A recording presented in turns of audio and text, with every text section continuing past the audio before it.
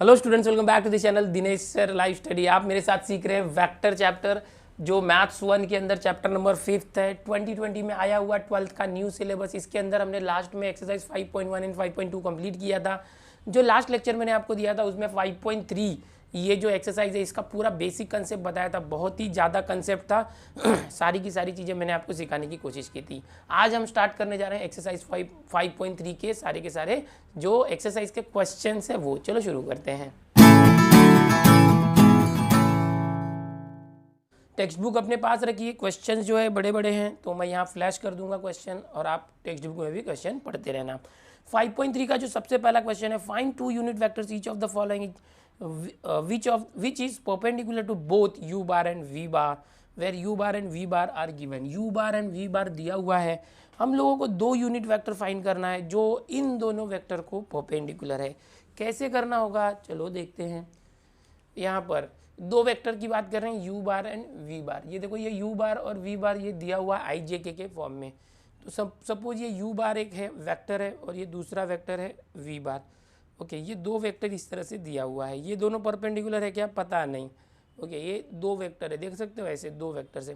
हम लोगों को फाइंड करना है कि इन दोनों वेक्टर के ऊपर परपेंडिकुलर वेक्टर कौन से, वो पता लगाओ। तो अब ये जो क्वेश्चन है, ये क्वेश्चन है क्रॉस प्रोडक्ट का, वेक्टर प्रोडक्ट का। जो 5.3 है इसके अंदर सारे स्केलर प्रोडक्ट वाले क्वेश्चन है। 5.3 के बेसिक कंसेप्ट में मैंने आपको डॉट प्रोडक्ट सिखाया, स्केलर प्रोडक्ट सिखाया। ओके, और मैंने आपको बेसिक में बताया था 5.3 के कि जो प्रोडक्ट ऑफ वेक्टर्स होते हैं दो टाइप के होते हैं, एक स्केलर प्रोडक्ट और एक वेक्टर प्रोडक्ट, यानी डॉट प्रोडक्ट और क्रॉस प्रोडक्ट। और 5.3 में हम डॉट प्रोडक्ट पूरा सीखने वाले हैं और 5.4 में क्रॉस प्रोडक्ट सीखने वाले हैं। लेकिन ये जो पहला क्वेश्चन आया ये क्रॉस प्रोडक्ट से रिलेटेड है। 5.4 वाला क्वेश्चन 5.3 में आ चुका है, तो इसीलिए अभी इसको मैं सिखाता हूँ आपको, लेकिन सिखाते समय मैं क्रॉस प्रोडक्ट का थोड़ा कंसेप्ट आपको बता देता हूँ जो 5.4 में मैं बताने वाला हूँ आपको, लेकिन अभी यहाँ पर आया इसलिए मैं बताता हूँ।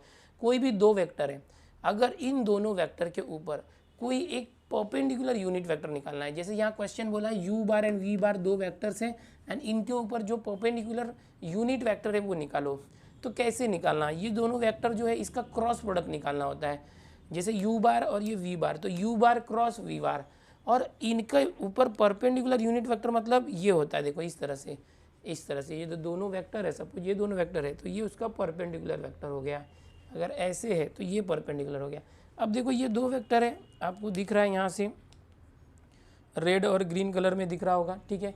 ये दो वेक्टर है, इसके ऊपर परपेंडिकुलर मतलब यहाँ से देखो इस तरह से हुआ, ये दोनों के ऊपर परपेंडिकुलर। ये रेड वाले पे भी ब्लैक परपेंडिकुलर है और ग्रीन वाले पर भी ब्लैक परपेंडिकुलर है।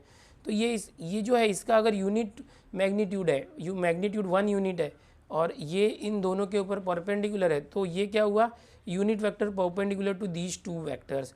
इसके लिए क्या करना पड़ेगा, हमें इसका क्रॉस प्रोडक्ट लेना पड़ता है। अच्छा, ये अभी ये इस तरह से भी तो हो सकता है, नीचे की साइड से, इन दोनों वेक्टर के ऊपर यहाँ नीचे से परपेंडिकुलर। ओके, तो या तो अप साइड से या बिलो डाउन साइड से। तो इस तरह से किसी भी दो वेक्टर के ऊपर अगर कोई भी दो वेक्टर है, ध्यान से देखना, a बार एंड b बार, उसके ऊपर अगर ये a बार है और ये b बार, एकदम ध्यान से देखना, इन दोनों वेक्टर के ऊपर अगर मुझे परपेंडिकुलर वेक्टर निकालना है, जैसे ये परपेंडिकुलर वेक्टर है तो डाउन साइड भी हो सकता है, अप साइड भी हो सकता है। तो ये जो परपेंडिकुलर वेक्टर है वो कैसे आएगा, तो इन दोनों का क्रॉस प्रोडक्ट करना। ये जो a बार और b बार दो वेक्टर है इनका क्रॉस प्रोडक्ट करना, फिर ये जो क्रॉस प्रोडक्ट किया है इसके मैग्नीट्यूड को निकालना, a bar b bar, a bar cross b बार का मैग्नीट्यूड, और दोनों को डिवाइड कर देना। देखो आपको पता है कि कोई वेक्टर a बार है उसके अलॉन्ग यूनिट वेक्टर कैसे निकालते हैं, इस वेक्टर को अगर उसी के मैग्नीट्यूड से डिवाइड किया तो यूनिट वेक्टर आता है, यूनिट वेक्टर अलॉन्ग a बार। तो अब ये जो a बार क्रॉस b बार है, a बार क्रॉस b बार, उसके अलॉन्ग यूनिट वेक्टर कैसे निकालेंगे, तो a बार क्रॉस b बार निकाल के उसको उसके मैग्नीट्यूड से डिवाइड कर दिया तो आपको यहाँ पर यूनिट वेक्टर आ जाएगा। तो ये हम लोग 5.4 में सीखने वाले, ये बेसिक मैंने अभी सिखाया नहीं था, लेकिन एक क्वेश्चन आ चुका है, पहला ही क्वेश्चन, तो हम लोग यहाँ पर मैं आपको बता दिया मैंने बेसिक कैसे करना है। चलो मैं आपको सिखाता हूँ कैसे करोगे। तो सबसे पहले ये u बार क्रॉस v बार है, सपोज ये u बार है, दिस इज u बार और ये v बार है। हम लोग को ये दोनों वेक्टर v है, v, okay, this is v बार। अब यूनिट वेक्टर निकालना है u बार क्रॉस v बार, इन ये जो u बार और v बार है इन दोनों के ऊपर परपेंडिकुलर, सपोज ये n कैप है तो ये निकालने के लिए जैसे मैंने अभी बताया ए बार और बी बार का क्रॉस करते हैं, यहाँ यू और वी का क्रॉस करना पड़ेगा। हम लोग को यू बार और वी बार का क्रॉस करना पड़ेगा। अब ये क्रॉस कैसे किया जाता है बेसिक तो मैंने सिखाया नहीं है, सिखाऊंगा आगे 5.4 के लिए, लेकिन चलो फिलहाल इस क्वेश्चन में बताता हूँ। आपको डिटर्मिनेंट करना होता है यू बार क्रॉस वी बार, कोई भी दो वेक्टर का क्रॉस प्रोडक्ट लेना है तो उसके लिए डिटर्मिनेंट करो, इनके साथ जो आई जे के होता है वो लिख दो आई जे के इस तरह से। फिर ये जो पहला वेक्टर यू बार है, यू बार के कोएफिशिएंट क्या है 2 1 और -2, 2 1 और -2। फिर वी बार के क्या है, देखो इधर कुछ नहीं है तो 1 है, 1 2 -2, ये हो गया। अब इसको सॉल्व करोगे, सॉल्व कैसे करोगे, पहला ब्रैकेट आई कैप, देखो ये प्लस माइनस प्लस होता है, याद रखो डिटर्मिनेंट सॉल्व 11th में सीखा था। फिर माइनस दूसरा ब्रैकेट जे कैप, फिर प्लस तीसरा ब्रैकेट के कैप, मतलब आपको 3 ब्रैकेट्स लेने हैं। अब ये आई कैप लोगे, आई कैप, सो जब आई कैप लोगे तो क्या होगा, ये वाला रो और ये वाला कॉलम छोड़ दोगे, डिटर्मिनेंट सॉल्व करने का याद करो, आई कैप का ये कॉलम और ये रो छोड़ दोगे, बचा क्या, क्रॉस मल्टीप्लाई करो, 1 × -2 -2 देन माइनस 2 × -2 -4, इस तरह से, 2 माइनस साथ में नहीं होगा, ब्रैकेट लगा दो। फिर अभी जे कैप करोगे तो ये वाला कॉलम, देखो ये वाला कॉलम और ये रो छोड़ देना है। अब क्या आएगा, 2 × -2 -4, ओके, और 1 अच्छा माइनस, और 1 × -2 इस तरह से। अब के है तो देखो ये वाला कॉलम, ये कॉलम भूल जाना है, के ये कॉलम नहीं लेना और ये नहीं लेना, 2 2 ज़ा 4 -1 1 ज़ा 1। चलो सॉल्व करो, -2 माइनस माइनस +4 आई कैप माइनस -4 माइनस +2 जे cap plus 4 - 1 3 K cap, simplify करो, 4 - 2 2 आई कैप माइनस -4 + 2 -2 +2 जे कैप प्लस 3 के कैप, ये क्या आया, यू बार क्रॉस वी बार आया। अब मैंने क्या बताया था, कोई दो वेक्टर इसका क्रॉस करो फिर उसका मैग्नीट्यूड लो, इसका मैग्नीट्यूड निकालो, you bar cross v bar का मैग्नीट्यूड यानी मॉड इस तरह से दे देना है। कैसे करते हैं, स्क्वायर रूट करते हैं, आई जे के है ना उसके कोएफिशिएंट का स्क्वायर करके प्लस करो, 2 स्क्वायर + 2 स्क्वायर + 3 स्क्वायर, क्या आया, रूट 2 स्क्वायर 4 4 9, रूट 4 4 8 8 9 17, तो ये आ गया इसका magnitude u bar cross v bar. अब देखो हमारे पास दो चीज़ें आई, एक u bar cross v bar का वेक्टर आया और एक उसका मैग्नीट्यूड आया। Now we want to find unit vector, तो ये जो रफ था ये सब मिटा देता हूँ मैं आपको। यूनिट वेक्टर ध्यान से देखना, बहुत ही इजी है, आगे 5.4 का कंसेप्ट मैंने थोड़ा सा अभी बता दिया जैसे ज़रूरत थी वैसे। Now unit vector perpendicular, unit vectors लिख रहा हूँ, दो वेक्टर आएंगे इसलिए, परपेंडिकुलर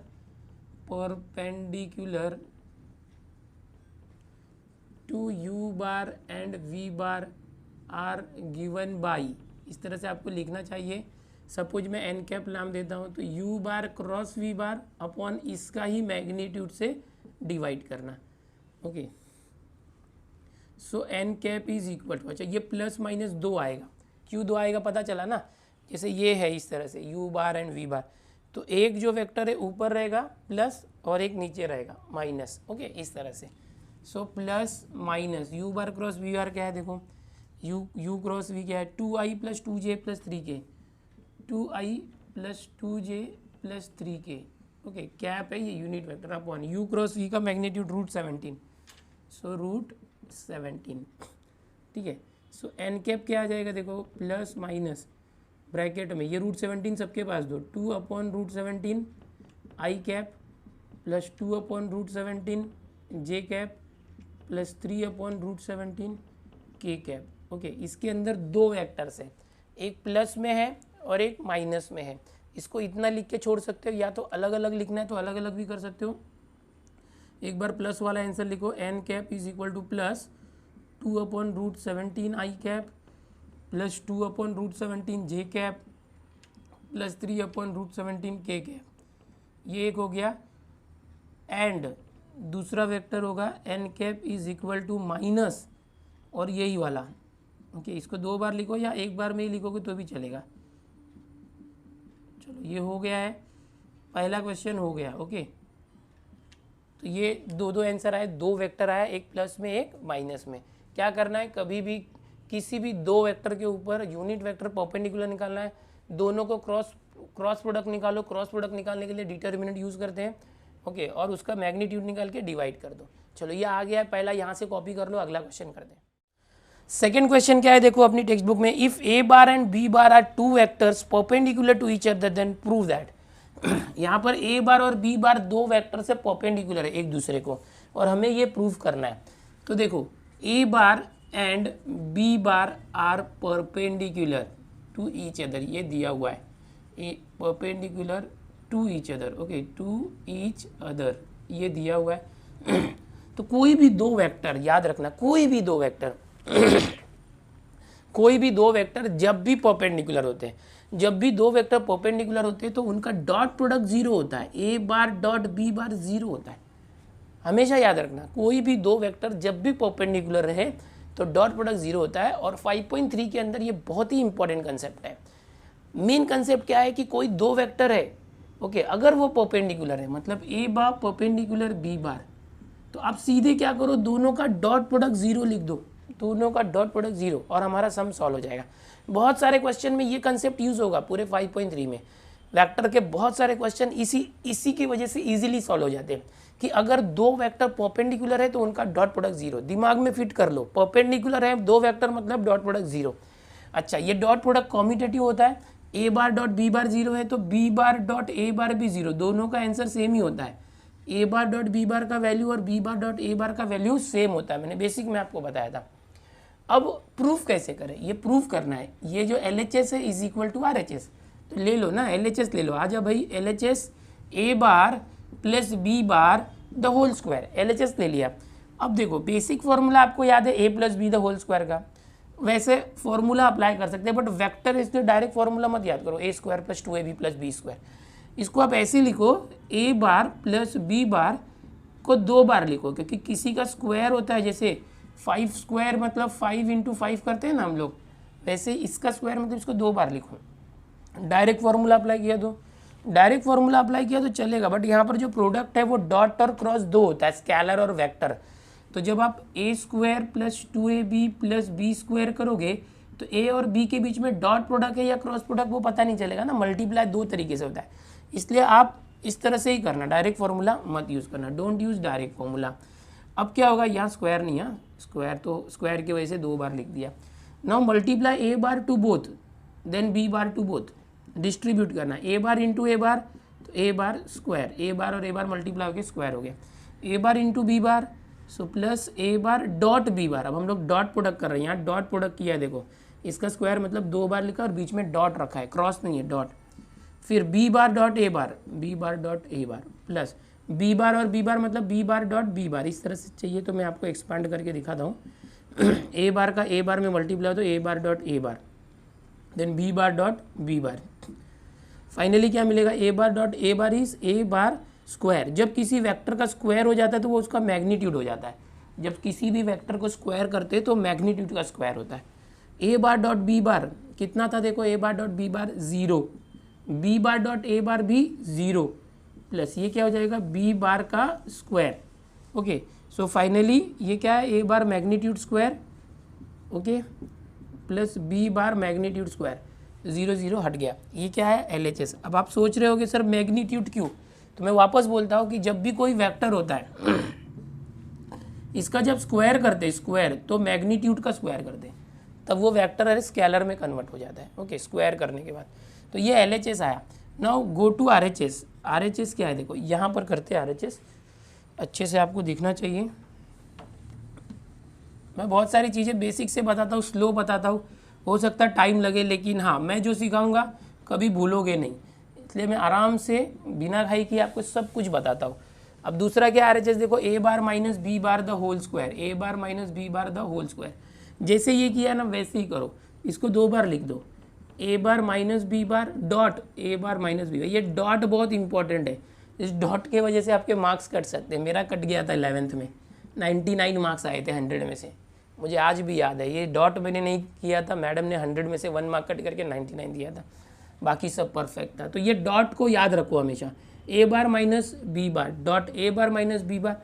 अब ए बार का दोनों के साथ डॉट प्रोडक्ट करो, सो A bar dot A bar, okay, फिर a minus A bar dot B bar minus b bar dot A bar minus minus plus b bar dot B bar. यानी कर क्या रहा हूँ मैं, ए बार का पहले दोनों के साथ डॉट प्रोडक्ट लेता हूँ, फिर माइनस बी बार का दोनों के साथ डॉट प्रोडक्ट लेता हूँ। सो ए बार डॉट ए बार हो जाएगा ए बार का स्क्वायर माइनस ए बार डॉट बी बार, देखो ये जीरो और ये भी जीरो है, ये दोनों क्या है जीरो माइनस जीरो प्लस ये हो जाएगा बी बार का स्क्वायर। सो ये एक्चुअल में हो गया ए bar square plus b bar square, square इसलिए मॉड दिया।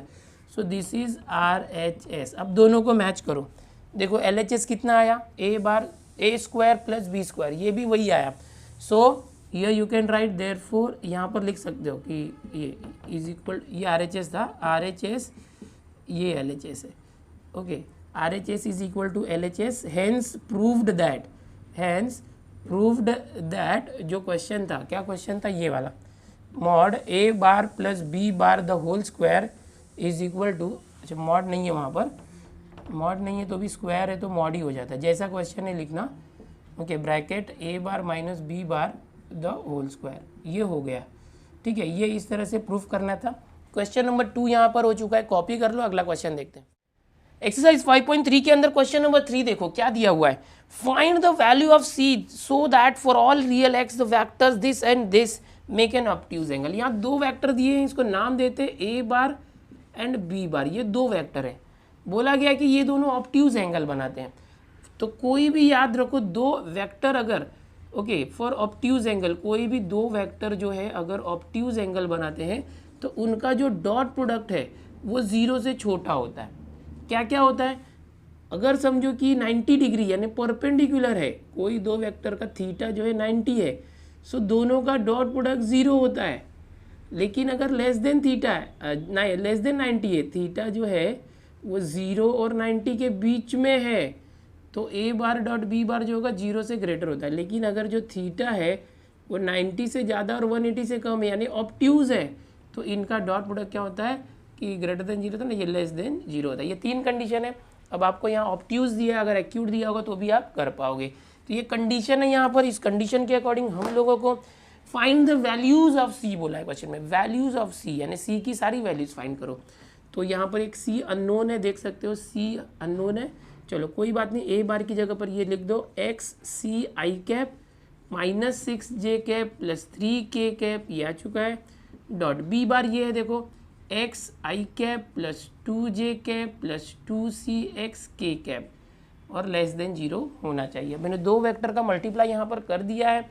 अब क्या करोगे, देखो आई वाले के साथ आई वाले को मल्टीप्लाई करना, coefficient of I should be multiplied by coefficient of I only. तो कैसे आ जाएगा, क्योंकि देखो आपको पता है आई और आई सेल्फ प्रोडक्ट जो होता है 1 होता है, लेकिन आई का अगर जे के साथ हुआ अलग होगा तो 0 हो जाएगा क्योंकि वो परपेंडिकुलर होते हैं। तो इस टर्म का सिर्फ आई वाले के साथ मल्टीप्लाई होगा, इन दोनों के साथ हुआ तो 0 हो जाएगा, तो लिखना नहीं है। तो आई के साथ क्या, देखो x इंटू सी, यहाँ पर x है, मल्टीप्लाई हुआ तो एक्स स्क्वायर इंटू सी पहले लिखते हैं। फिर जे कोएफिशिएंट -6, यहाँ जे के साथ है 2, -6 और 2 -12, 3k और 2cx, तो 3 2 जा 6cx और k 1 हो गया लेस देन 0। रीअरेंज करो, cx स्क्वायर माइनस ये आ जाएगा, एक मिनट पहले x वाले को लिखते हैं, plus 6cx minus 12 is less than 0। अब क्या है, देखो ये कैसे है, ये फॉर्मेट है ax square plus bx plus c less than 0। ऐसा जब भी होता है तो एक कंडीशन अप्लाई होता है, इसके अंदर याद रखना है कि जो एक्स स्क्वायर का कोएफिशिएंट है this should be less than 0, और यहाँ पर जो डिस्क्रिमिनेंट होता है that should be less than 0। Discriminant यानी याद होगा ना बी स्क्वायर माइनस 4ac, उसको डिस्क्रिमिनेंट बोलते हैं। तो यहाँ पर एक कंडीशन फॉलो होगी, जब भी क्वाड्रेटिक इक्वेशन लेस देन 0 होगा एट दैट टाइम ये कंडीशन फॉलो होती है, इसको आपको याद रखना है। ओके, अब यहाँ पर क्या होगा कि a should be less than 0, मतलब ये c जो है वो 0 से छोटा होगा, या तो डेल्टा मतलब क्या, b square minus 4ac it will be less than 0। अब देखो कैपिटल B यहाँ पर क्या है, देखो ये a b और c, इससे कंपेयर किया तो बी स्क्वायर मतलब x के साथ क्या 6c, so 6c square minus 4 into a is what c, और ये c मतलब ये constant -12 should be less than 0। अब इसको सॉल्व करते हैं आगे, यहाँ पर मैंने बहुत सारे कंसेप्ट आपको अलग से भी बताएं। 6c square, 6 square is what 36c square minus minus minus plus 4 into 12 48 plus 48 into c less than 0। Common ले लो 12 और सी कॉमन आ जाएगा, 12c कॉमन, तो यहाँ 3c प्लस 4 बच गया लेस देन 0। 12c यहाँ है तो 0 अपॉन ये 0 हो गया। सो 3c प्लस 4 है लेस देन 0 हो गया। और एक मिनट है 12 यहाँ गया तो 0 डिवाइडेड बाई 12 0 हो गया और यहाँ c तो रह जाएगा। अब यहाँ पर देखो जो पहली कंडीशन आई थी यहाँ हमने निकाला था c इज़ लेस देन 0, तो ये जो c है okay since c is less than 0, अगर देखो कोई भी दो नंबर से a डॉट b अगर ये लेस देन 0 है मतलब इनका प्रोडक्ट निगेटिव है, मतलब दोनों सेम नहीं होना चाहिए, यानी दोनों प्लस नहीं होना चाहिए या दोनों माइनस नहीं होना चाहिए। अगर दोनों प्लस है तो भी पॉजिटिव आ जाएगा मल्टीप्लाई करने पे, दोनों माइनस है तो मल्टीप्लाई करने पे पॉजिटिव आ जाएगा, माइनस माइनस प्लस। तो हमें क्या चाहिए कि ये c और 3c प्लस 4 इन दोनों का मल्टीप्लाई करने पे लेस देन 0 होना चाहिए। लेस देन 0 का मतलब होता है निगेटिव आना चाहिए। तो a और b अगर लेस देन 0 होना चाहिए तो निगेटिव कैसे आएगा, या तो a प्लस रहेगा तो b माइनस रहेगा, या b प्लस रहेगा तो a माइनस रहेगा, कोई एक प्लस रहेगा दूसरा माइनस रहेगा। तो यहाँ c की वैल्यू हमने क्या लाई थी, c 0 से कम है, यहाँ पर पता है यानी निगेटिव है। अगर c निगेटिव है तो ये 3c प्लस 4 जो है ये पॉजिटिव होगा। क्यों पॉजिटिव होगा, 3c प्लस 4 पॉजिटिव क्यों होगा, क्योंकि ये c निगेटिव है ये पॉजिटिव है, दोनों का मल्टीप्लाई करेंगे माइनस प्लस का तो माइनस में आंसर आना चाहिए, 0 से लेस आना चाहिए।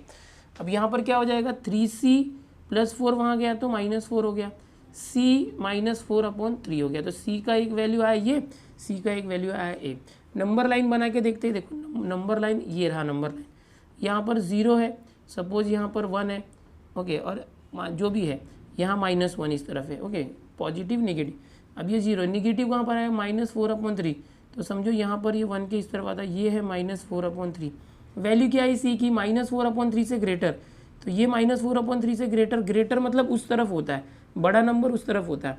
एंड यहाँ पर क्या है c इज़ लेस देन 0, तो 0 से लेस मतलब ये जो 0 है इससे कम है, यानी कि इस 0 से कम है और -43 से ज़्यादा है, यानी इस रेंज के अंदर है, यहाँ से यहाँ तक है।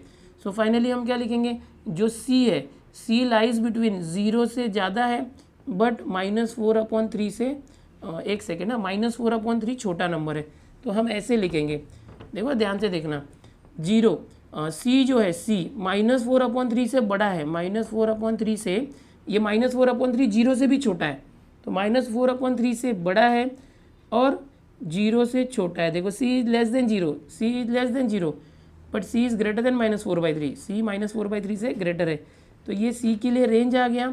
और अगर आपको ऐसे लिखना है तो c के लिए ये भी लिख सकते हो, c belongs to open bracket -4/3 to 0, ऐसे भी लिखोगे तो भी चलेगा या ऐसे लिखे तो भी चलेगा। तो ये आ गया आंसर क्वेश्चन नंबर 3 का ओके, इसको कॉपी कर लो। अगला क्वेश्चन देखते हैं। फोर्थ वाला क्वेश्चन देखो क्या दिया है, show that the sum of length of projection of p i plus q j plus r k on the coordinate axis where p is equal to 2, q is 3, r is equal to 4 is 9। Sum of projection 9। देखो इस vector को कोई नाम नहीं था, a बार दे दिया। अब यहाँ पर कोऑर्डिनेट एक्सिस बोला है, एक्सिस देखो एक्सिस और एक्सिस में डिफरेंस होता है। ये एक्सिस जैसे कि अभी मैं आपको बताना चाहूँगा, ये समझो x, ये y और z, इसको एक्सिस बोलते हैं। This is what x axis i होता है। अगर e है मतलब ये तीनों एक्सिस की बात कर रहा है, x y z तीनों एक्सिस की बात कर रहा है। यहाँ पर एक वेक्टर है a बार, ये a बार है, इस वेक्टर का प्रोजेक्शन निकालना है with x axis, with y axis, with z axis, तीनों के साथ प्रोजेक्शन यानी शैडो निकालना है और उसका टोटल जो है 9 आना चाहिए, ऐसा पूछा गया है। देखो कोई भी वेक्टर है उसका projection of a bar on b बार, आपको मैंने फॉर्मूला दिया था, क्या था, कोई भी दो वेक्टर है a बार का प्रोजेक्शन b बार पे, तो हम क्या करते हैं दोनों का डॉट प्रोडक्ट अपन लास्ट में जो होता है उसके मैग्नीट्यूड से डिवाइड करते हैं, ये फॉर्मूला होता है। अब यहाँ पर जो a बार है उसका प्रोजेक्शन निकालना, मतलब यहाँ से सनलाइट आ रही है तो इसका जो शैडो x एक्सिस पर पड़ रहा है तो ये वैल्यू निकालना है, इसको हम बोलेंगे प्रोजेक्शन ओके। तो चलो स्टार्ट करते हैं। Projection of a bar on x axis के ऊपर, तो क्या आएगा a बार डॉट पहला वेक्टर दूसरा वेक्टर देखो x एक्सिस के अलोंग कौन सा वेक्टर होता है, यूनिट वेक्टर की बात करेंगे तो i कैप, तो x एक्सिस है तो हम इसका b बार के बदले i कैप लेंगे, a बार डॉट b बार है ना, तो a बार डॉट b की जगह पे i, x एक्सिस है। अगर यहाँ y एक्सिस होता तो हम क्या लेते हैं j कैप, और z एक्सिस होगा तो k कैप, ये याद रखना है ठीक है। अपॉन हम क्या करते हैं, जैसे ये a bar on b bar है, तो बी बार के मैग्नीट्यूड से नीचे डिवाइड करते हैं। यहाँ ए बार ऑन एक्स एक्सिस है और एक्स एक्सिस के अलॉन्ग क्या है, आई कैप, तो आई कैप के मैग्नीट्यूड से डिवाइड किया तो क्या आ जाएगा, देखो ए बार क्या है, देखो p i cap plus q j cap plus r k cap, okay, dot i cap, ये है अपॉन आई यानी यूनिट वेक्टर है, यूनिट वेक्टर का मैग्नीट्यूड 1 आ जाएगा। अब देखो ये डॉट आई, डॉट प्रोडक्ट करेंगे, ये एक वेक्टर और ये वेक्टर है, इसके अंदर जे और के नहीं है, तो आई का मल्टीप्लाई तीनों में करोगे तो आई का मल्टीप्लाई इस आई के साथ होगा तो क्या होगा, आई डॉट आई, और पहले पी है, देखो पी आई डॉट आई, तो ये आई डॉट आई याद करो मैंने सिखाया था 1 होता है, आई डॉट आई 1 होता है, तो P into I dot I 1, P into 1 P, तो ये क्या आ जाएगा, P into 1 upon 1 that is P, okay. Projection क्या आ गया, projection of a bar on x axis क्या आया, पी, और पी की वैल्यू क्या यहाँ दी है 2, तो 2 आ गया। ये आई का मल्टीप्लाई पी आई के साथ की है, ओके। अब आई का मल्टीप्लाई जे के साथ करोगे तो क्यू जे इंटू आई, और मैंने आपको ये भी बताया था डॉट प्रोडक्ट में जब दोनों अलग अलग होते हैं, ये आई और ये जे है, तो ऐसे टाइम पे उनका डॉट प्रोडक्ट 0 होता है, 0 इंटू क्यू 0 हो जाएगा, ओके। तो आई का मल्टीप्लाई जे के साथ 0, आई का मल्टीप्लाई के साथ 0, यानी आई का सिर्फ आई के साथ मल्टीप्लाई होगा, P I into I, okay.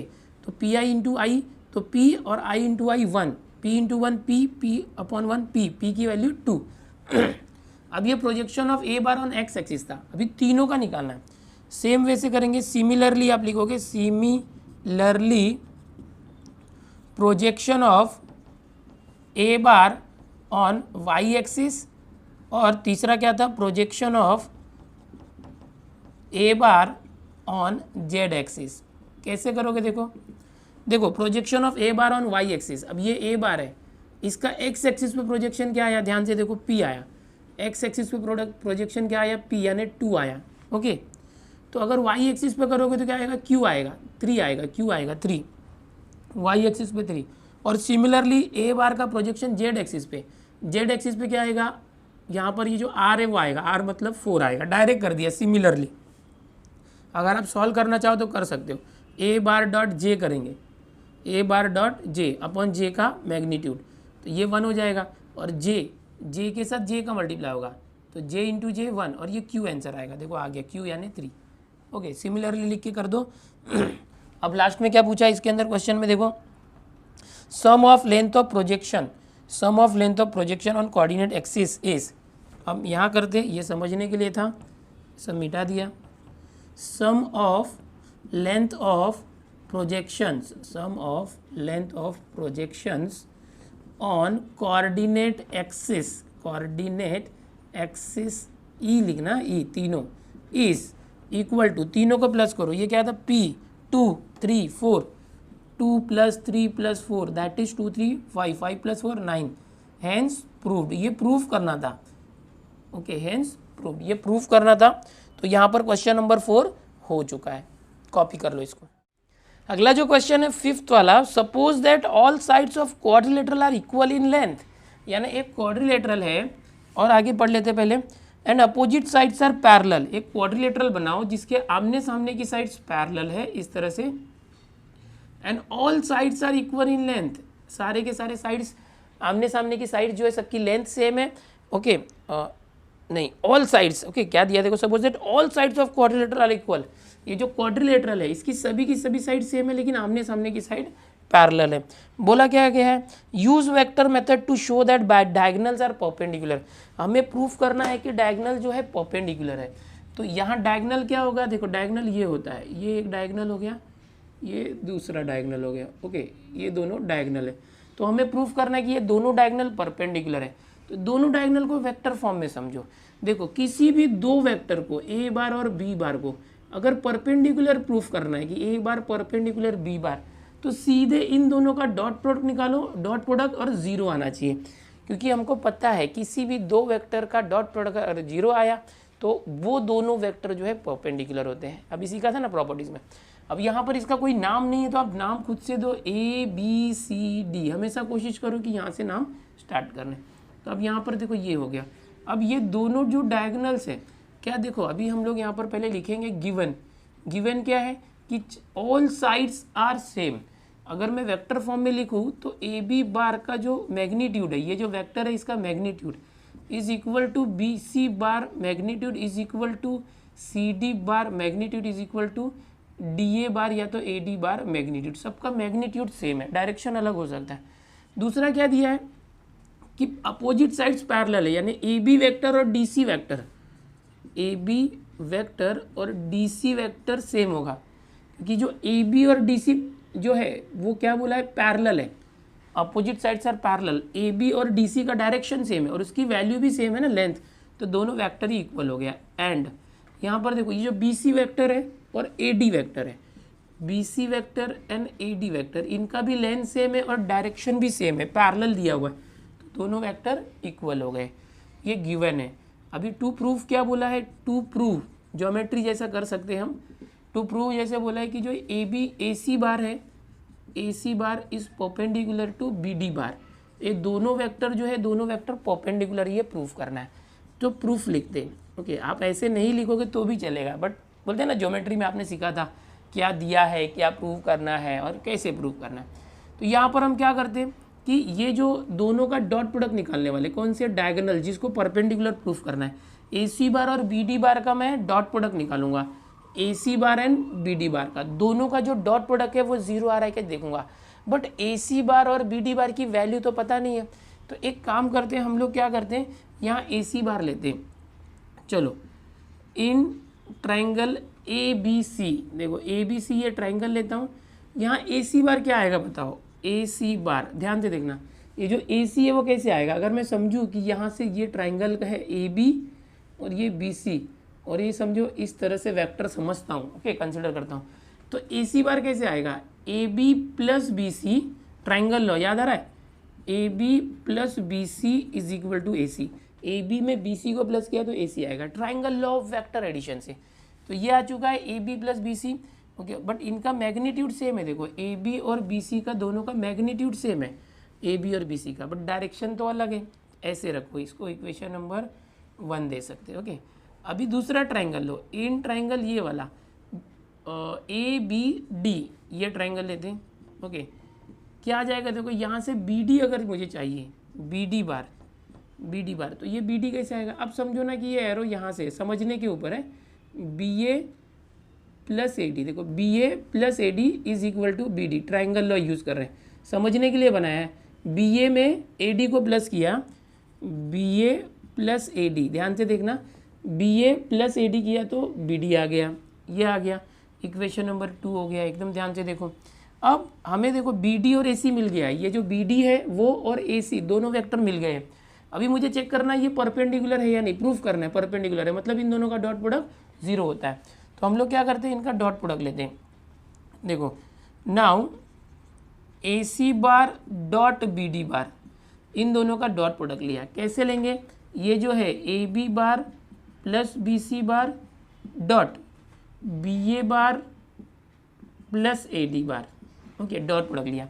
अब क्या करो कि देखो ये ए बी दिख रहा है, ए बी, और यहाँ पर बी ए है, ठीक है, चलो कोई बात नहीं, a b b a, B c, ये बी सी दिख रहा है, और यहाँ पर ए डी, चलो कर देते डॉट प्रोडक्ट कर देते, कोई बात नहीं, a B bar is a B bar dot b a bar, a B bar dot b a bar, okay, फिर ए बी बार, थोड़ा सा ना एक मॉडिफाई कर देता हूँ ताकि और सिंपल हो जाए। क्या मॉडिफाई करता हूँ, देखो यहाँ पर ए बी बार है ना, एक मिनट, देखो ए बी बार प्लस ये बी सी बार है, जो बी ए बार है, बी ए बार को हम ऐसे लिख सकते हैं कि minus A B bar, okay, क्योंकि यहाँ ए बी है ना, इसलिए बी ए को ए बी करो, बट कोई भी वेक्टर है समझो, ये बी ए है, ओके, इसको अगर उल्टा लिखेंगे ए बी तो माइनस ए बी लिखना पड़ेगा, वैसे तो ये बी ए बार होता है, याद रखना।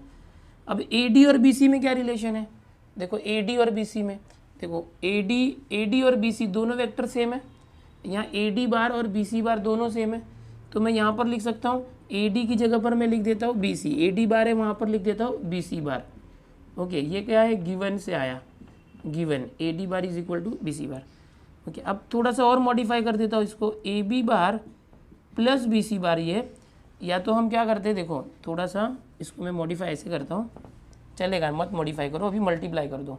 कैसे करेंगे देखो, ए बी बार इंटू, देखो A B bar into minus A B bar, तो ये आ जाएगा a B bar dot A B bar और माइनस को बाहर ले लो, ठीक है। फिर ए बी बार का बी सी बार में करो multiply, a B bar dot B C bar, okay इस तरह से। अब बी सी बार का ये माइनस ए बी बार में करो, तो plus minus minus B C bar dot A B bar, फिर प्लस बी सी बार और प्लस बी सी बार, तो बी सी bar dot B C bar, ये आ गया, हमने मल्टीप्लाई कर दिया। आप अपने हिसाब से कर सकते हो, कोई प्रॉब्लम नहीं है। यहाँ पर हम और ऐसे भी कर सकते थे कि B C bar minus A B bar, इसको आगे पीछे कर देते थे तो भी चलता, फिर इसको भी कर देते थे, नहीं तो इसको ऐसे भी रखते तो चलता। अब ये माइनस है, सो माइनस देखो ए बी, यहाँ पर देखो A B bar dot B C bar और A B bar dot B C bar commutative law होता है, ये आगे पीछे होगा तो चलेगा, A B dot B C रहे या बी सी डॉट ए बी रहे, A B dot B C या बी सी दोनों की वैल्यू सेम, ये एक प्लस और एक माइनस है, दोनों हो गया कैंसिल। ये क्या है, minus A B bar dot A B bar, तो माइनस को माइनस रखो, ए बी बार और ए बी बार का मल्टीप्लाई होगा तो ए बी बार मैग्नीट्यूड करके स्क्वायर, क्योंकि जिसका भी स्क्वायर करोगे तो मैग्नीट्यूड फॉर्म आ जाता है। B C bar dot B C bar क्या होगा, बी सी बार और मैग्नीट्यूड करके स्क्वायर, ओके।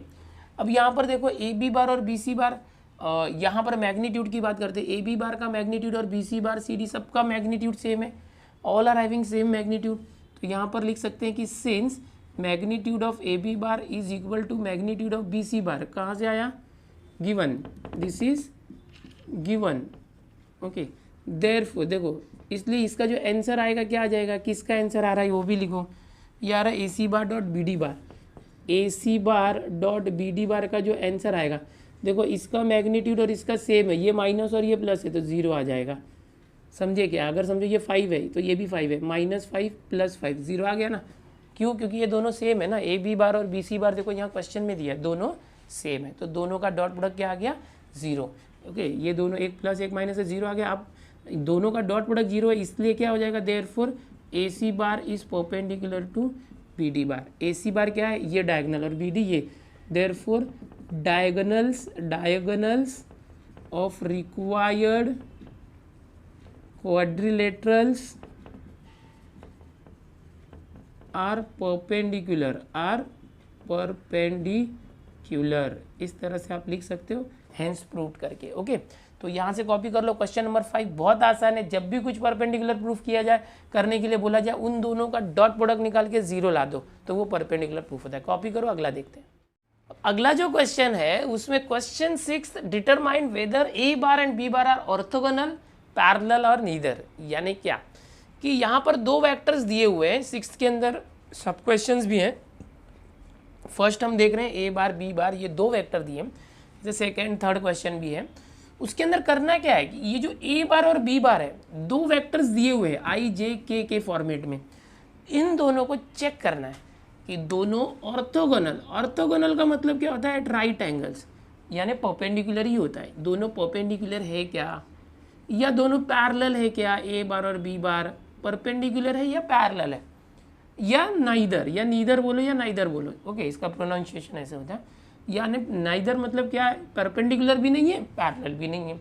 कैसे चेक करोगे, तो 6 के अंदर जितने भी सब क्वेश्चन है उसमें एक ही कंसेप्ट है कि अगर बोला दोनों परपेंडिकुलर है चेक करो, तो आप डॉट प्रोडक्ट निकाल के देखोगे जीरो आ रहा है क्या।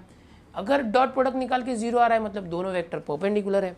लेकिन अगर नहीं आ रहा है, पैरेलल चेक करना है, तो अब क्या करो कि जो ए बार है वो दूसरे वेक्टर का एक स्केलर मल्टीपल होगा। याद आ रहा है 5.1 में ही मैंने बताया था कि अगर दो वेक्टर एक दूसरे के स्केलर मल्टीपल है तो वो कोलिनियर या तो पैरेलल बोले जाते हैं। और अगर परपेंडिकुलर चेक करना है तो डॉट प्रोडक्ट ले सकते हो, ओके। यहाँ पर स्केलर प्रोडक्ट यूज़ कर सकते हो।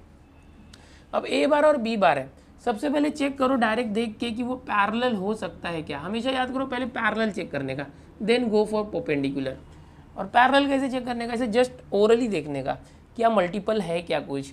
देखो यहाँ पर देखोगे तो ये 6 है, ये 9 है, ये 4 है, ये 6 है, ये 10 है, ये 15 है। यहाँ पर देखोगे तो ये 2 का मल्टीप्लाई 2 3 ज़ा 6, 2 2 ज़ा 4, 2 5 ज़ा 10। यहाँ पर 3 3 ज़ा 9, 3 2 ज़ा 6, 3 5 ज़ा 15। दोनों में कुछ रिलेशन लग रहा है, स्केलर मल्टीपल लग रहा है, ए बार और बी बार जैसे किए है ना। तो मुझे ये लग रहा है कि ये पैरेलल है। जस्ट ऑब्जर्वेशन से पहले आपको पता करना है, क्यों, नहीं तो समझो पहले आप परपेंडिकुलर चेक किए, ए बार और बी बार का डॉट निकाले, ओके, और जीरो नहीं आया, फिर पैरेलल चेक करने गए, फिर पता चला कि परपेंडिकुलर नहीं था, पैरेलल था। तो पहले जो ए बार डॉट बी बार किया उसको कुछ मतलब नहीं, उतना एक्स्ट्रा पार्ट हो गया। इसलिए कभी भी ऐसे देख के चेक करने का कि ये मल्टीपल है क्या। देखो ये 2 3 जा है और ये 3 3 जा है, ये 2 2 जा, ये 3 2 जा, ये 2 5 जा और ये 3 5 जा, है ना, मल्टीपल है ना, मतलब ये पैरेलल हो सकता है। अगर यहाँ ऐसे मल्टीपल नहीं होता तो हम डॉट प्रोडक्ट निकाल। अच्छा देखते किस तरह से कर सकते हैं हम लोग। सबसे पहले यहाँ पर हम ए बार लिखते हैं इस तरह से। ए बार क्या है, देखो ये यहाँ भी माइनस प्लस प्लस है, ओके। सो ए बार देखो -9 i cap plus 6 j cap plus 15 k cap, okay. यहाँ से कुछ कॉमन है क्या, देखो देखो माइनस कॉमन ले लेते पहले और एक 3 कॉमन ले लेते, -3 कॉमन। तो यहाँ से माइनस कॉमन है, 9 से 3 कॉमन है तो 3 i कैप, प्लस का माइनस कॉमन आया तो माइनस, 6 में से 3 कॉमन आया तो 2 j कैप, प्लस का माइनस कॉमन आया तो माइनस, साइन चेंज कर दो, माइनस कॉमन लिया अंदर सबका साइन चेंज, 15 से 3 बार आया तो 5 k कैप, ये आ गया। ये ए बार को मैंने मॉडिफाई कर दिया, वी हैव ए बार करके। तो अंदर के बाहर क्या है -3, अंदर 3 आई -2j -5 क्या आया, बट मुझे तो ये चाहिए था ना 6i 4j 10 के, वो आ सकता है क्या, देखो ये 3 में किसका मल्टीप्लाई करोगे तो 6 आएगा 2 का, 2 में किसका मल्टीप्लाई करोगे 4 आएगा 2 का, और 5 में किसका मल्टीप्लाई करेंगे 10 आएगा 2 का, यानी मुझे अंदर सब में 2 का मल्टीप्लाई करना है। तो हम थोड़ा सा अरेंजमेंट करते, क्या करते, -3 यहाँ पर इंटू अंदर जो है 2 से मल्टीप्लाई करते और 2 से डिवाइड करते, इस तरह से। समझ में आ रहा है, आप कर सकते हो ना, 2 से मल्टीप्लाई और डिवाइड किया तो वैल्यू चेंज नहीं होगी। इसका फ़ायदा क्या होगा, A bar is equal to -3 upon 2 को बाहर ही रखो, ये 2 अंदर चला गया, 2 3 जा 6 i कैप, 2 2 जा 4 j कैप, 2 5 जा 10 k कैप, ये आ गया। अब देखो ये मैच करो, ये जो है और ये देखो दोनों सेम सेम है, 6i 4j 10 k, इसकी वैल्यू क्या थे बी बार, ये आ गया ए bar is equal to -3 upon 2, ये क्या आ गया बी बार, देखो आ गया ना। सो हम क्या लिख सकते हैं, A bar is scalar multiple of B bar, therefore A bar parallel B bar. आ गया, हमको प्रूव करना था ऑर्थोगोनल है, पैरेलल या नाइदर, पता करो चेक करो। तो हमने क्या किया, इस तरह से देखा स्केलर मल्टीपल है क्या, इस तरह से के की वैल्यू क्या है, यहाँ देखो -3 अपॉन 2 है, कुछ भी आ सकता है नंबर आएगा, तो इस तरह से तो सीधा पैरेलल हो गया। अब ये ऑर्थोगोनल नहीं है, पैरेलल है, ओके। तो इसीलिए कभी भी पहले ऑब्जर्वेशन करना, क्वेश्चन देख लेना कि क्या दिया है। चलो इसको कॉपी कर लो, मैं दूसरा तीसरा बताता हूँ आपको और कंसेप्ट क्लियर होगा। अब अगला क्वेश्चन देखो, क्या देख के लग रहा है, पैरेलल हो सकता है, परपेंडिकुलर हो सकता है। सबसे पहले पैरेलल चेक करना, जैसे मैंने आपको सिखाया ना, टाइम वेस्ट नहीं होना चाहिए। तो यहाँ पर देखो ये 2 है और ये 2 का मल्टीपल हो सकता है या नहीं, देखते ये 3, ये 2 से ज़्यादा और ये 3 से कम है, ये 1 है 4, कोई भी रेशियो जम ही नहीं रहा है कि यार 2 गुना हो सकता है, ट्रिपल हो सकता है, डबल, हाफ, कुछ भी नहीं लग रहा है, इसका कुछ मल्टीपल का रेशियो लग ही नहीं रहा है, क्योंकि जैसे कि फर्स्ट में लग रहा था। तो हम लोग क्या करते हैं, इसका डॉट प्रोडक्ट निकाल के देखते हैं कि जो डॉट प्रोडक्ट है वो कैसे होगा। अच्छा उसके लिए भी मैं आपको डॉट प्रोडक्ट के लिए एक सिंपल ट्रिक बताता हूँ कि जस्ट ऑब्जर्वेशन से चेक करना कि दोनों का जो डॉट प्रोडक्ट है वो 0 आएगा कि नहीं। सिंपल देखो, जो आई वाले हैं ना, ओके, सॉल्व करने के पहले, नहीं तो पूरा लिखने के बाद पता चला कि डॉट प्रोडक्ट 0 नहीं आ रहा है, पैरेलल है, परपेंडिकुलर। तो पैरेलल के लिए तो मैंने ऑब्जर्वेशन बताया, डॉट प्रोडक्ट के लिए क्या करो, डायरेक्ट ये 2 और 5 का मल्टीप्लाई करो, 2 5 जा 10, फिर +3 इंटू -2, 3 - 2 का मल्टीप्लाई, 3 2 जा 6 -6, और -1 इंटू 4 तो -4 हुआ 10, -6 -4 -10, 0 आ रहा है। देखो ये शॉर्टकट ट्रिक है।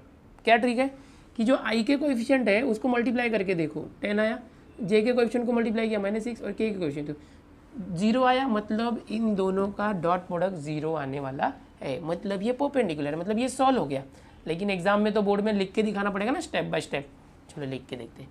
तो यहाँ पर क्या करते हैं, A bar dot B bar is equal to, दोनों को मल्टीप्लाई करते 2i cap plus 3j minus के, जो स्टेप्स है मैंने उसी तरीके से किया है बट डायरेक्ट कर दिया है वो। ये चेक करने पहले रफ में आप चेक कर लोगे, फिर उसको अच्छे से प्रेजेंट करके लिखोगे। अब हमको पता है कि ये 0 आने वाला है। देखो आई के साथ आई का ही मल्टीप्लाई होगा, तो यहाँ पर 2 के साथ 5 का मल्टीप्लाई होगा, ये प्लस ये जो 3 है इसके साथ -2 का मल्टीप्लाई होगा, फिर प्लस ये जो -1 है यहाँ पर, देखो माइनस भी लिख सकते हैं यहाँ पर, या चलो ऐसे भी लिखा तो भी चलेगा। क्या है, देखो -1 है, इसका मल्टीप्लाई, इसका 1 मिनट है, ब्रैकेट जरा अच्छे से दो, ये जो -1 है इसका मल्टीप्लाई किस में होगा, के साथ 4 है। चलो 2 5 जा 10, 3 इंटू -2 -6, -1 इंटू 4 -4, 10 -6 -4 माइनस, देखो वही आ रहा है, मैंने वही किया ही था डायरेक्ट। ओके, लिखने के पहले एक बार जस्ट रफ में चेक कर लिया। ओके, आ गया।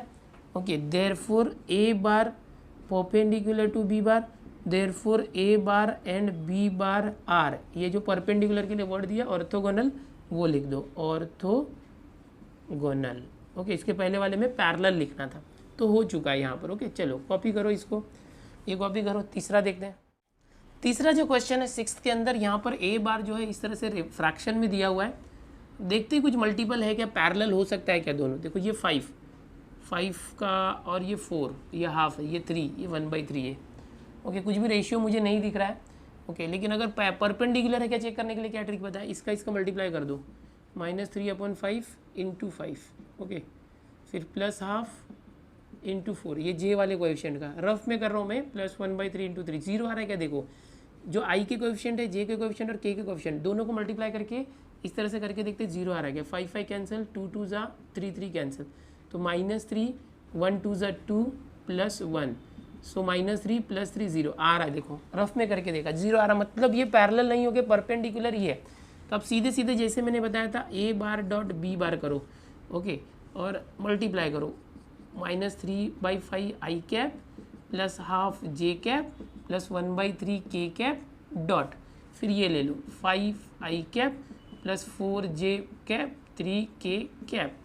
Okay, so A bar dot B bar is equal to क्या आ जाएगा। देखो यहाँ पर -3/5 जो है इसका मल्टीप्लाई आई का कोएफिशिएंट, यहाँ पर आई 5 है। ओके, प्लस यहाँ पर क्या है देखो हाफ का मल्टीप्लाई 4 में, प्लस 2 ब्रैकेट बना रहे, बीच में कुछ नहीं मतलब मल्टीप्लाई 1/3, और यहाँ पर क्या है देखो 3, 5 से 5 कैंसिल, सो ये हो गया -3 प्लस 2 2 ज़ा 4, 2 1 ज़ा 2, 3 से 3 कैंसिल 1 +1, सो -3 +3, ये आ गया 0।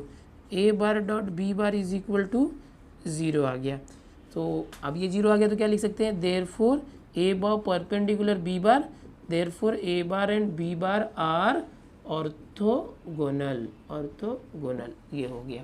ठीक है, तो इस तरह से ये क्वेश्चन नंबर 6 में थर्ड हुआ, ऑर्थोगोनल है। अभी लास्ट क्वेश्चन है 4th वाला, वो देख लेते हैं 6th के अंदर। चलो अगला देखते हैं 4th क्वेश्चन 6th के अंदर क्या दिया। देखो ए bar is equal to 4i - 6j + -j + 6k, और बी बार क्या है 5i - 2j + 4k।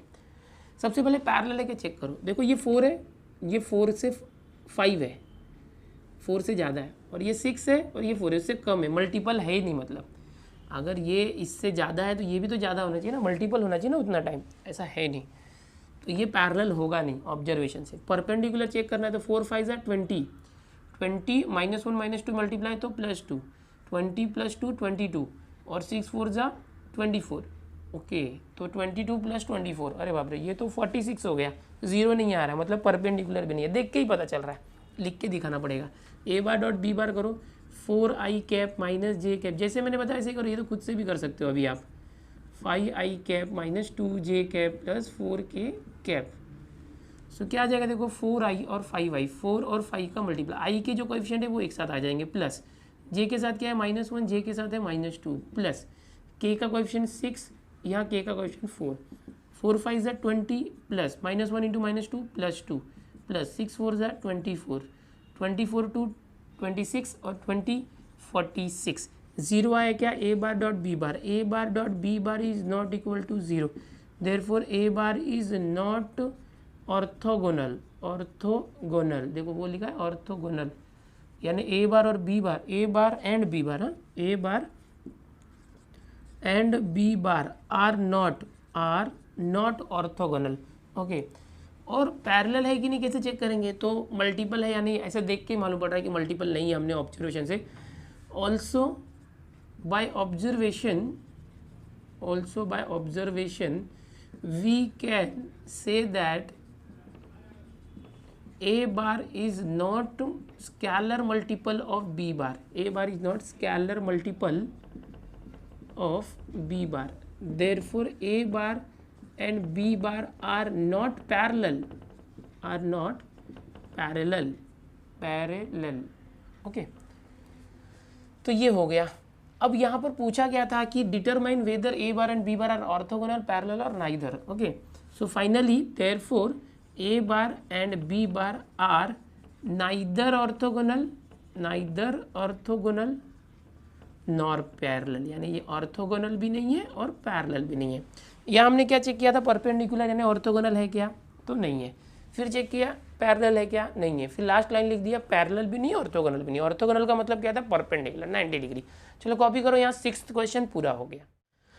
अगला क्वेश्चन देखो क्या दिया हुआ है, question number 7, find the angle P of the triangle whose vertices are PQR।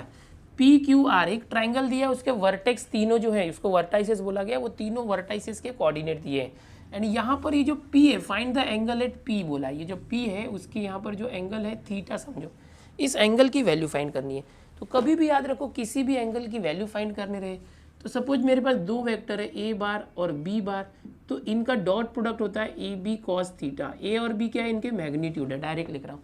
तो एंगल के लिए क्या फॉर्मूला आता है पता है ना, cos theta is equal to, ये AB यहाँ आ जाएगा A bar dot B bar upon उनका मैग्नीट्यूड। तो इससे हम थीटा निकाल सकते हैं। तो ये फॉर्मूला है, कभी भी एंगल निकालने बोला तो ये फॉर्मूला यूज़ करना। तो क्वेश्चन नंबर 7 में देखो ये P है, ओके। सो P यहाँ दिया है 0 -1 -2, Q is given 314, R is given 571। सो हम पोजीशन वेक्टर लेते हैं, स्मॉल p बार, स्मॉल q बार, स्मॉल r बार, तीनों पॉइंट्स के पोजीशन वेक्टर। 0i देखो i मल्टीप्लाई करना है, 0i मत लिखो, -1 इंटू जे माइनस जे प्लस -2 इंटू के तो -2k, फिर q ये देखो 3i plus 1j plus 4k, फिर r इसका position vector 5i plus 7j plus 1k, 1 नहीं लिखे तो चलेगा। कर क्या रहे हो, देखो मुझे ये एंगल निकालना है ना, तो ये जो वेक्टर है इस वेक्टर का नाम क्या होगा, PQ, और ये वेक्टर PR। PQ बार और ये जो PR बार है इनका डॉट लेना पड़ेगा, PQ और PR इन दोनों का डॉट प्रोडक्ट। ये जो A बार है, सपोज ये A बार है और ये B बार है, इन दोनों का डॉट प्रोडक्ट किया तो इनके बीच का एंगल आता है। तो मुझे अगर थीटा चाहिए तो ये जो PQ और PR है उनका डॉट प्रोडक्ट लेना पड़ेगा। ओके, तो कैसे आएगा, तो पहले PQ निकालते हैं। यहाँ पर PQ कैसे आएगा, PQ तो Q minus P position vector. चलो Q क्या था यहाँ पर देखो, 3i plus j plus 4k, okay, और माइनस P है माइनस j है minus j minus 2k।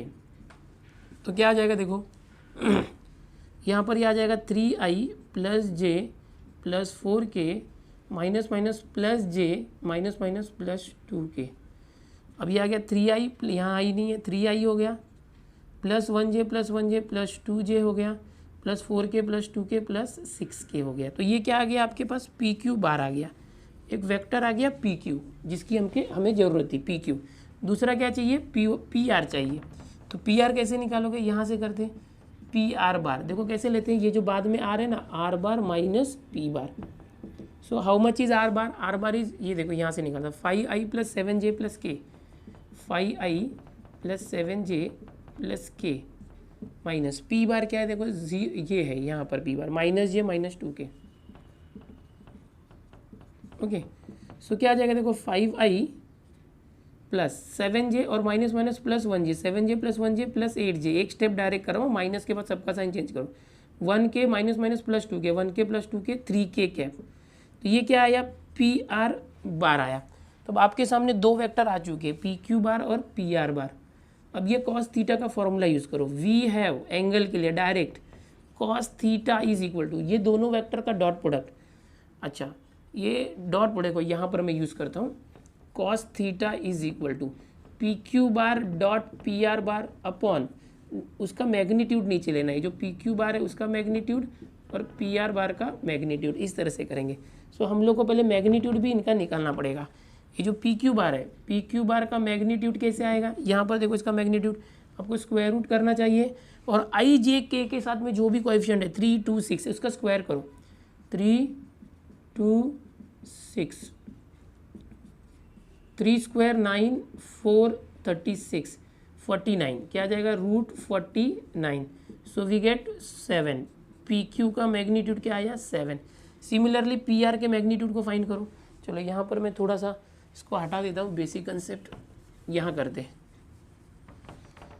So let us find PR. Okay, PR bar magnitude. Again square root. Now what is coefficient of PR? 5, 8 and 3. So 5, 8 and 3 उसका square कर दो. Okay, और पूरे का square root 25 plus 64 plus 9. So this is what 5 4 9 9 18 1 आया 2 6 8 1 9 98. That is root 2 into 49. 49 का square root 7 और root 2.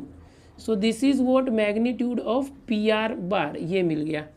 देखो दोनों के मैग्नीट्यूड आ गए. पी क्यू बार जो है उसका मैग्नीट्यूड 7. अब आप यूज़ करो we have cos theta formula angle के लिए. So cos theta is equal to P Q कितना है देखो यहाँ पर पी क्यू वैक्टर. अभी दोनों वैक्टर है P Q 3i plus 2j plus 6k. क्या है देखो 3i plus 2j plus 6k dot P R bar क्या है देखो ये vector 5i plus 8j 5i plus 8j okay plus 3k upon magnitude P Q bar magnitude 7 into P R bar magnitude 7 root 2. So cos theta is equal to देखो 3 into 5 15 direct multiply कर रहा हूँ 2 into 8 16 आई का आई के साथ जे का जे के साथ ओके 6 इंटू 3 6 3 ज़ा 18 7 और ये देखो दोनों का मल्टीप्लाई है 7 7 ज़ा 49 root 2. So cos theta is equal to देखो यहाँ पर अगर देखोगे तो 15 और 15 30 31 और 18 49. तो ये आ गया 49 upon 49 root 2. 49 49 cancel 1 by root 2. Cos theta क्या आया 1 बाई रूट 2. कब आता है cos theta is equal to cos 45 degree है ना. कॉस 45 होता है 1 by root 2. Therefore theta is equal to 45 degree. तो जो एंगल है हम लोग लास्ट में लिखेंगे एंगल पी है ना. फाइनली एंगल पी बोला. Angle P is equal to 45 degree. Theta नहीं पूछा था एंगल पी पूछा था. कैसे किया देखा आपने ऐसे ट्रायंगल दिया था तो ये थीटा निकालने के लिए ये फॉर्मूला होता है कॉस थीटा का डॉट प्रोडक्ट से. तो इसके लिए हमने ये वाला एक वेक्टर फाइंड किया ये वाला वेक्टर फाइंड किया दोनों का मैग्नीट्यूड फाइंड किया और बाद में ये फॉर्मूला यूज़ करके फाइंड आउट किया. अच्छा कभी कभी क्या होता है कि ये कभी कभी ये परपेंडिकुलर होता है. ये जो एंगल है ये 90 डिग्री होता है.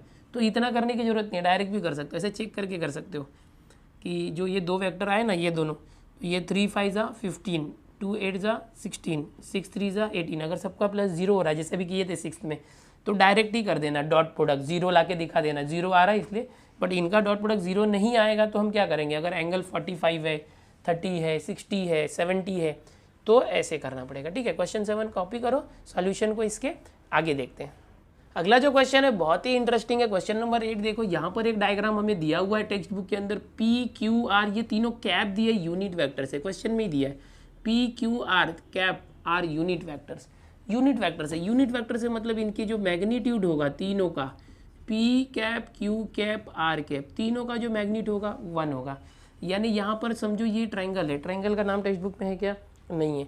सपोज ये जो ट्राइंगल है ए बी सी ओके तो ये क्या होगा कि यहाँ पर A B is equal to B C is equal to A C हो जाएगा. तीनों साइड सेम दैट इज 1. तीनों का लेंथ भी सेम क्योंकि ये यूनिट वेक्टर से तीनों यूनिट वेक्टर है मतलब यूनिट वेक्टर का मैग्नीट्यूड 1 होता है.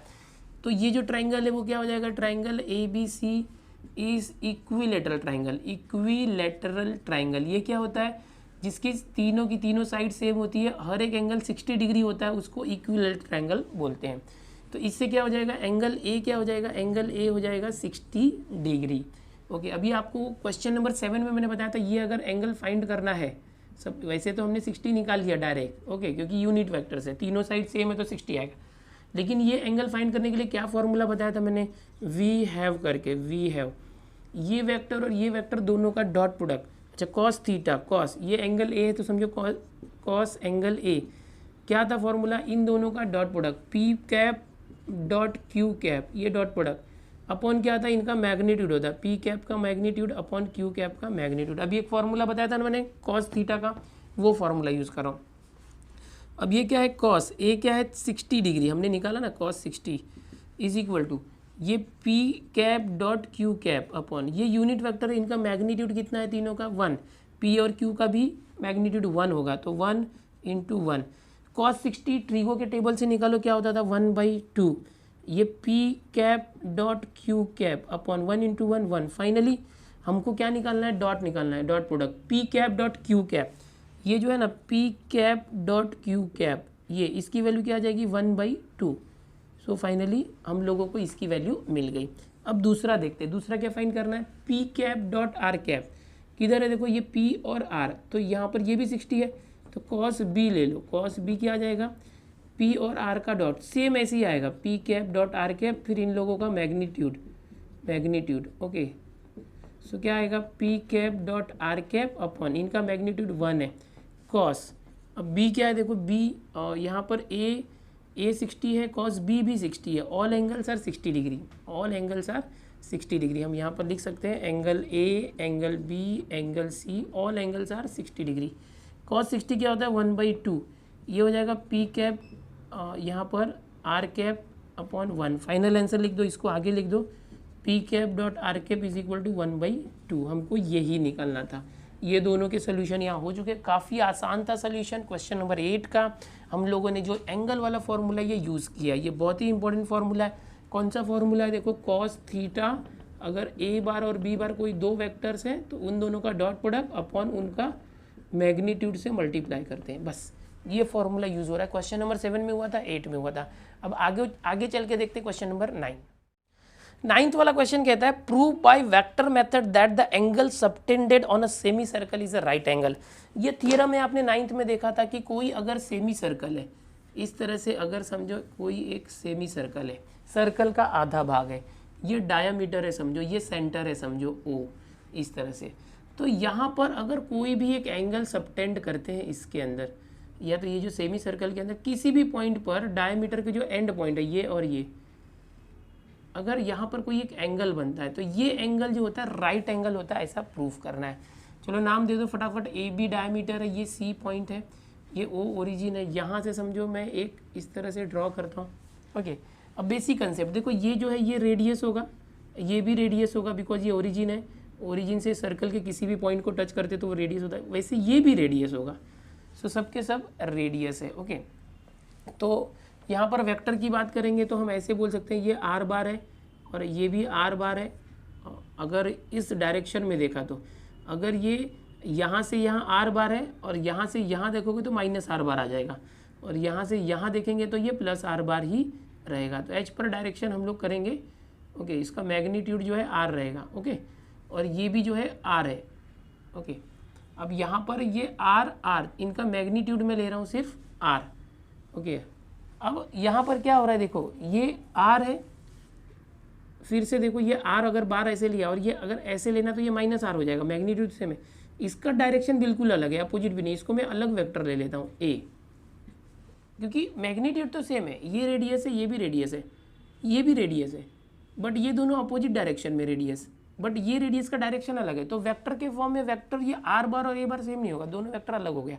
हाँ, उनके मैग्नीट्यूड सेम हो जाएंगे, तो हम लोग उसको नाम अलग दे देते ए बार।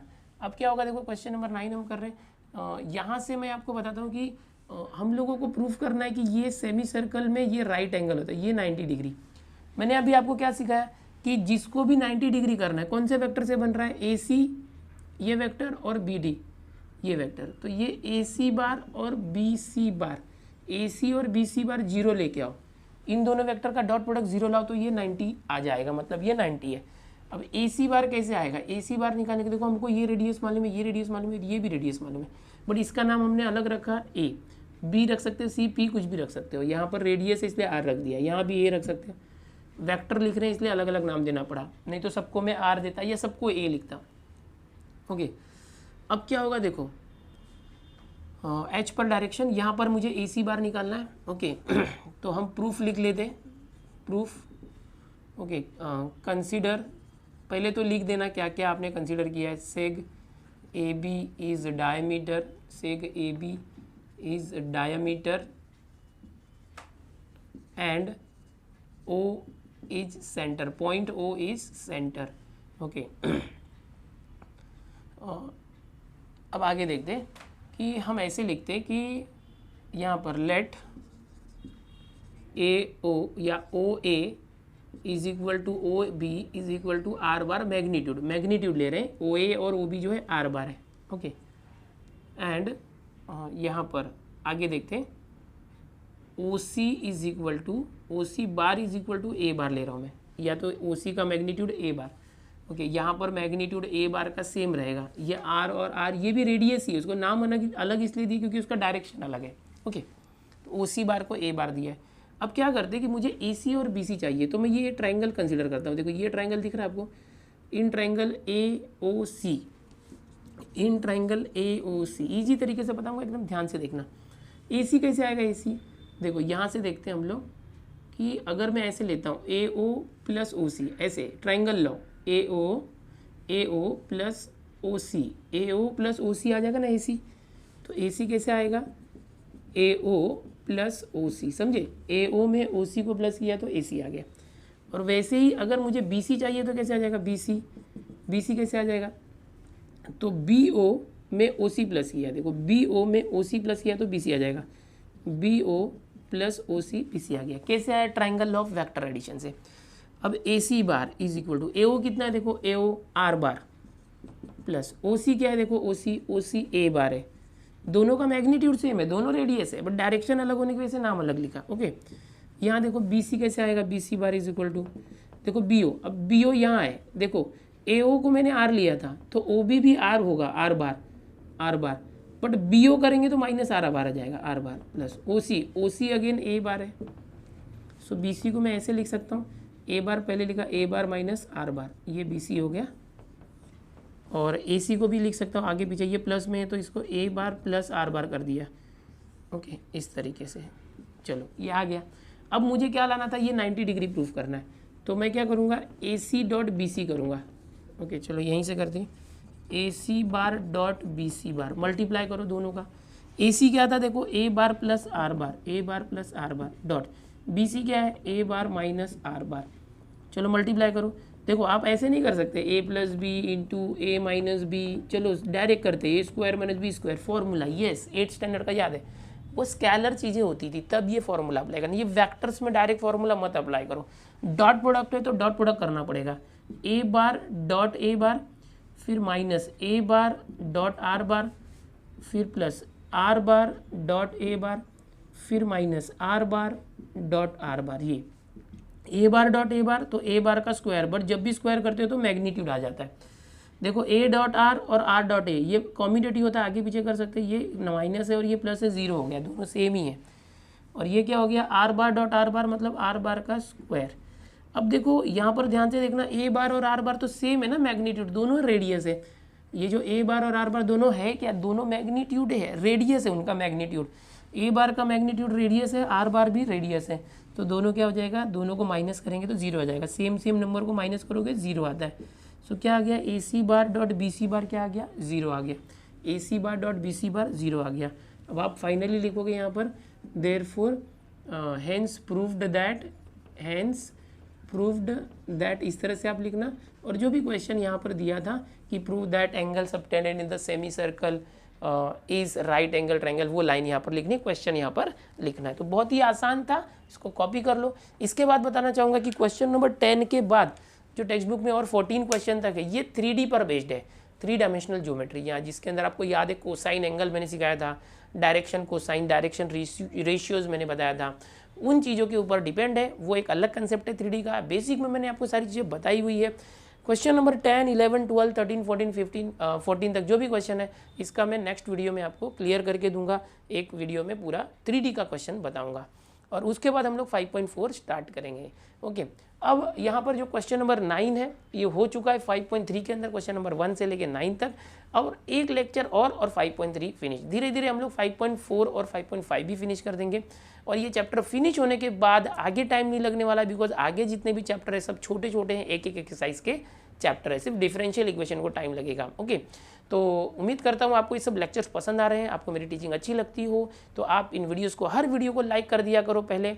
ओके, और इसे सीखो स्टॉप करके देखने का, लिखने का नोटबुक में, एंड अपने कॉलेज के फ्रेंड्स जितने भी है दोस्तों में ज़्यादा से ज़्यादा शेयर करो ताकि ज़्यादा बच्चों तक हमारा चैनल पहुँचे और ज़्यादा बच्चे इस चैनल से फ़ायदा लें।